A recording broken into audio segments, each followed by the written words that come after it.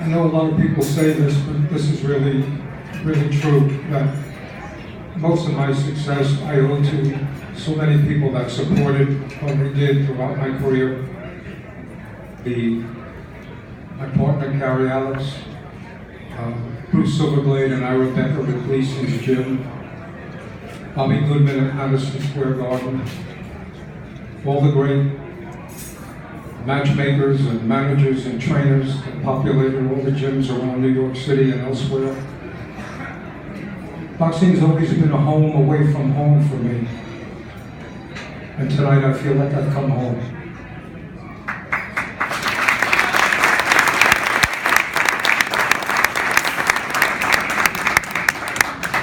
I went to law school and I didn't finish way back when. I taught school, but I really didn't get along with the kids too well. I was a water ski instructor, but I didn't see myself spending the rest of my life in a bathing suit. I waited on tables, I drove cabs, and it was pretty tough. In 1975, being a counterculture kind of guy, I moved up to Woodstock. And again, I waited on tables and I became a carpenter's assistant. Those poor buildings. Anyway, I had a friend of mine that was a partner in a cable television station, Hudson Valley Television. And he asked me to come on board and announce sports. And I started to do the sports news, and I realized there was an opportunity there for me to become a producer and produce their sports programming, which I did. And I also got a job at the Woodstock Times writing a column once a week. It was called Homer's Corner. And I also got a job as a sports announcer for the radio station in Woodstock. It was WDSD 100.1 on the dial. So I was doing that for about 5 years. And a friend of mine said to me, you know, Ron, you're an ambitious kind of guy. And you need to get out of town and go make your mark in the world. And I knew they were right. I had tremendous ambition. And I wanted to make my parents proud. So I traveled to Miami. I tried to get a job with NBC Radio. And they had an 11-man crew. And they told me that the 11th man was leaving and there would be a spot for me.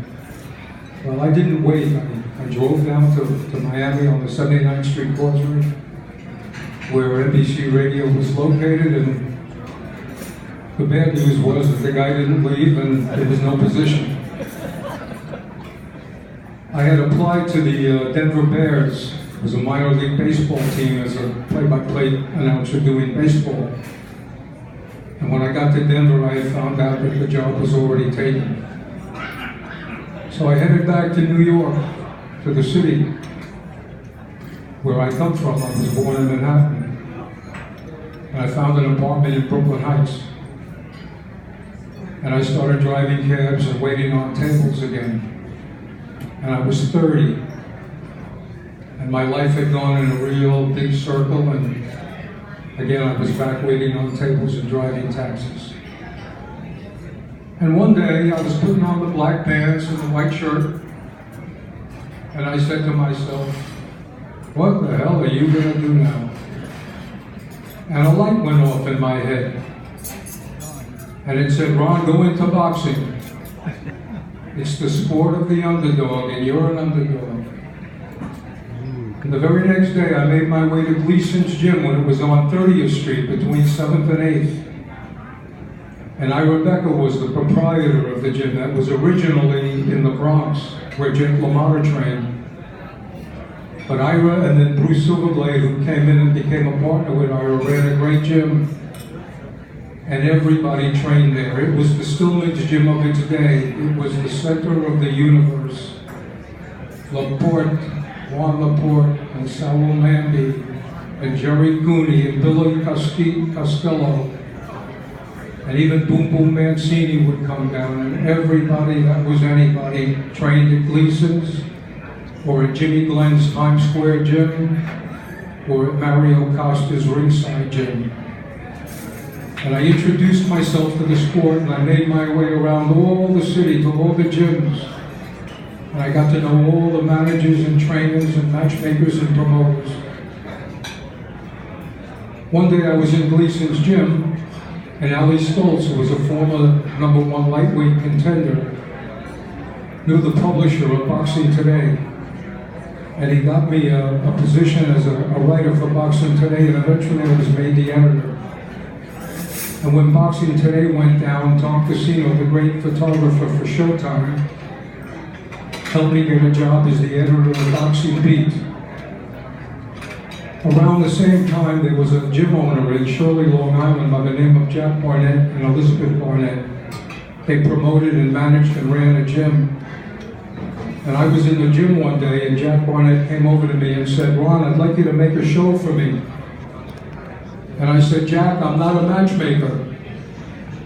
And he said, "Ron, yes, you are." He knew me better than I knew myself, and I started to make matches for promoters, including him. Well, one thing led to another, and eventually Cedric Kushner from Cedric Kushner Promotions hired me along with Eric Botcher, who was there for a year already, probably one of the finest matchmakers in the world today. And I went to work for Cedric Kushner, who, when I worked for him from '98 to 2002, had more HBO shows than any other promoter on earth. He had a series called The Heavyweight Explosion, and he developed heavyweights.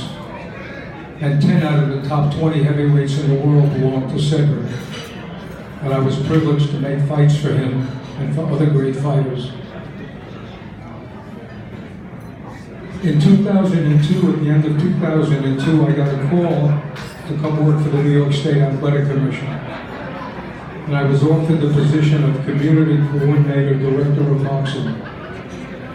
And I took the position, and lo and behold, a couple of months later, I was summoned to Albany, and they made me the chairman under Governor Pataki. And I was fortunate to serve 2 terms of the New York State Athletic Commission. Let me tell you that most of the success that I've had in my life is the result of having great people to work with and that worked around me and for me and beside me. While I was at the commission, I had the finest staff you could ever imagine. They're here today. Ralph Petrillo, the director of boxing. Amigo Spindola, our legal counsel, one of the great guys in boxing. And all the great judges and referees and ringside physicians and inspectors and deputy commissioners. And it's been like that throughout my career. Leaning on other people to do the things that I don't do.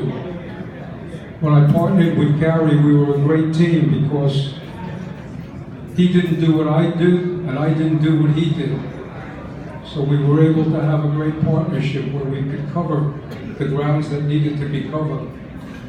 And we ran shows first at Gleason's Arena, and then at the Pennsylvania Hotel, and then at the Queen's Theater, and at the Browns and Rob Sheldon. And we got beat up quite a bit. Hard to make money as a promoter in boxing. Extremely difficult.